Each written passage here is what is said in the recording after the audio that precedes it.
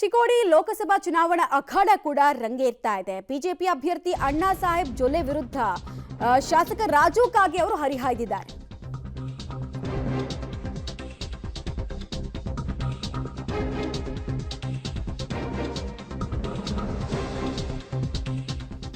BJP ಅಭ್ಯರ್ಥಿ ಅಣ್ಣಾ ಸಾಹೇಬ್ ಜೊಲ್ಲೆ ವಿರುದ್ಧ ಶಾಸಕ ರಾಜು ಕಾಗೆ ಅವರು ಹರಿಹಾಯ್ದಿದ್ದಾರೆ. ಸಮಯ ಬಂದಾಗ ಅಣ್ಣಾ ಸಾಹೇಬ್ ಜೊಲ್ಲೆ ಕುಂಡಲಿಯನ್ನೇ ನಾನು ಬಿಚ್ಚಿಡ್ತೀನಿ, ನಮಗೆ ಮಾಡಿದ ಅನ್ಯಾಯ ಏನು ಅಂತ ಸಮಯ ಬಂದಾಗ ಹೇಳ್ತೀನಿ.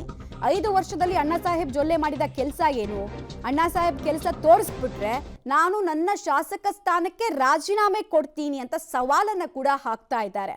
ಈ ರೀತಿಯಾಗಿ ಅಣ್ಣಾ ಸಾಹೇಬ್ ಜೊಲ್ಲೆ ವಿರುದ್ಧ ಏಕವಚನದಲ್ಲೇ ಹರಿಹಾಯ್ದಿದ್ದಾರೆ ಶಾಸಕ ರಾಜು ಕಾಗೆ ಅವರು.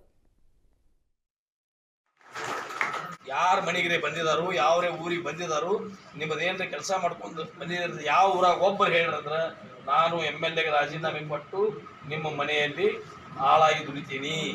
ಒಬ್ಬ ಕ್ಯಾಂಡಿಡೇಟ್ ನನಗೆ ಬಂದಂಥ ಅನುಭವನ ಹೋದ ಸಲ ಅವನು ಚುನಾವಣೆ ನಾನು ಮಾಡಿದ್ದೀನಿ, ಅವ ಆರ್ಸಿ ಬರ್ಲಕ್ಕೆ ಕಾರಣ ನಾನು, ಲಕ್ಷ್ಮಣ್ ಸವದಿಯವರು ಎಲ್ಲ ಮಾಡಿದೆವು. ಆದ್ರೆ ನಮಗೆ ಏನು ಅವ್ರು ಅನ್ಯಾಯ ಮಾಡಿದ್ರು ಅನ್ನೋದು ಸಮಯದ ಅಭಾವ ಐತಿ. ಎಲ್ಲ ಊರಾಗ ಬಂದಾಗ ಹೇಳ್ತೇನೆ ಬಿಟ್ಟು ಅವರ ಕುಂಡಲಿಯನ್ನು